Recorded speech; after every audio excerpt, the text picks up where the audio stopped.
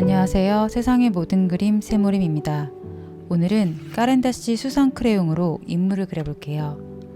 까렌다시 브랜드는 지난 영상에서도 소개해드렸죠. 제품마다 좋은 퀄리티로 많은 분들에게 사랑받는 브랜드예요. 수성 크레용 역시 발색과 사용감 모두 기대 이상이더라고요. 먼저 케이스를 보면 이렇게 종이띠로 둘러져 있어요. 뒷면에 보면 수성 표시와 왁스 표시가 그려져 있어요. 이번 제품은 일반 오일 파스텔이 아니라 물로 희석해서 사용할 수 있는 제품이에요. 특징으로는 수성, 건식 사용이 가능해요. 그리고 목재나 섬유, 세라믹, 돌 등에도 잘 그려져요. 그래서 다양한 공예 작품에도 사용이 가능하겠죠. 내광성도 높아서 색 유지가 오래가는 장점이 있어요.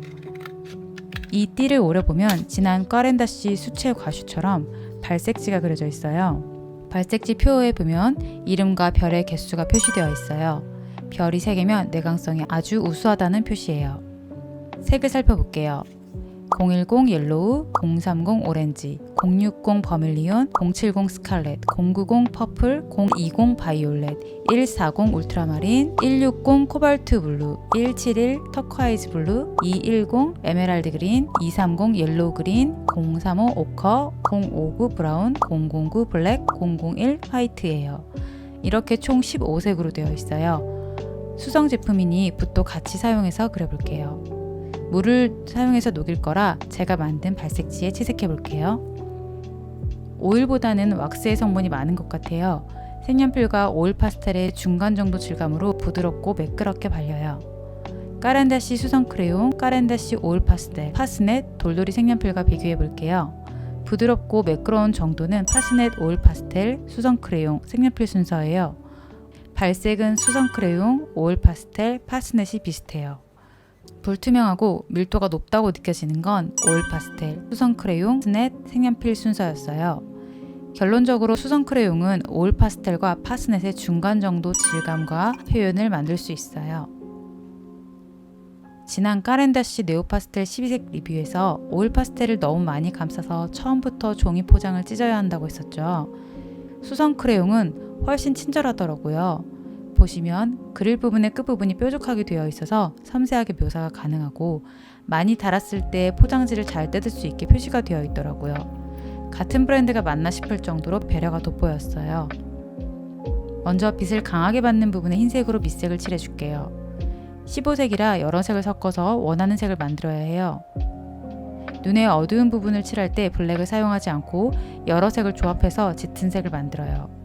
짙은 브라운이나 오렌지에는 블루를 섞으면 톤 다운이 돼요. 여러 색을 섞어서 만들면 그리는 대상이 가진 다양한 색과 잘 어울려서 그림이 더 자연스럽게 보이거든요. 그래서 저는 웬만하면 블랙을 자주 사용하지 않아요. 물론 가장 짙은 부분을 표현할 때는 블랙을 사용할 수 있겠지만 그림이 자꾸 탁해진다고 하시는 분들은 고민해 볼 부분이죠. 습관적으로 블랙을 많이 사용하시는 분들 여러 색을 섞어서 만들어 보시는 것 추천드립니다.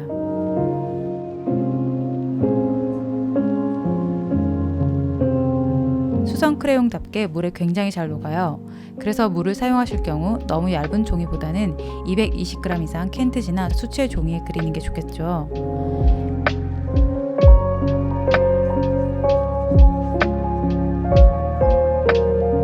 빛이 오른쪽에서 강하게 오는 그림인데 이렇게 강한 빛이 오면 반사광이 굉장히 밝게 나타나요. 특히 주변이 밝은 공간이면 반사된 빛으로 인해서 그림자가 생긴 얼굴도 밝게 되거든요. 이때 아래 턱이나 콧구멍 주변 등 본래 어두웠던 부분이 반대로 밝아지는 현상이 나타나게 돼요. 빛 관계를 잘 따져서 구조를 표현해 주세요.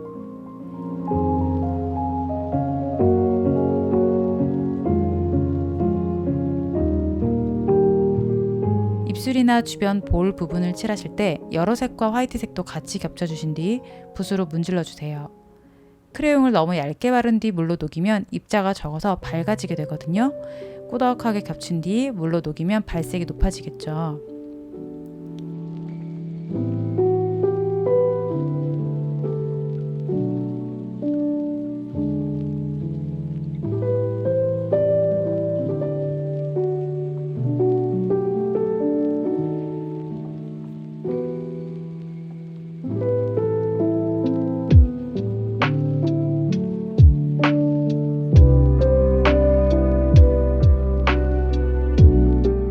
머리카락은 빛을 받는 부분과 아닌 부분이 굉장히 극적으로 나뉘어 보여요. 특히 빛을 받는 부분은 머리카락 표현을 섬세하게 해줄 부분이에요. 그래서 나중에 나이프로 긁어낼 수 있게 밝은 색을 먼저 칠해주세요. 그 뒤에 짙은 브라운을 칠한 뒤 나이프로 긁어서 머리카락을 표현해줍니다.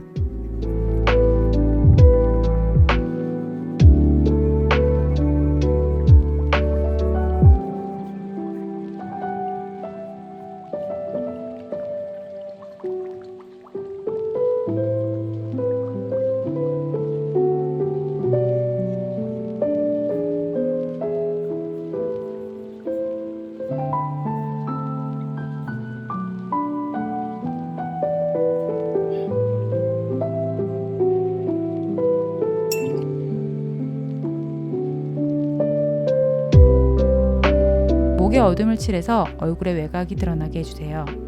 전체적인 형태가 드러나면 처음에 칠했던 볼이나 이목구비를 더 그려주세요. 처음에 칠할 때는 짙게 칠해서 굉장히 완성도가 있어 보이지만 머리카락이나 목 배경 등을 칠하고 나면 전체가 흐릿해지거든요. 이때 포인트가 되는 부분이나 상대적으로 밝게 보이는 부분을 다시 정리해 주셔야 해요. 화면을 전체적으로 칠하고 나서 포인트를 더 강조했을 때 완성이라고 보여지게 되는 거예요. 이것을 확인하는 방법은 그림을 그리는 중간중간 멀리서 보고 확인하는 습관을 들이는 거예요. 계속 자기 그림에 몰두해 있으면 한 부분만 집착하게 되거든요. 과정 중간마다 눈을 환기하고 그림을 멀리서 보면서 조화로운지 체크하는 과정을 놓치지 않도록 해주세요. 총평을 해볼게요.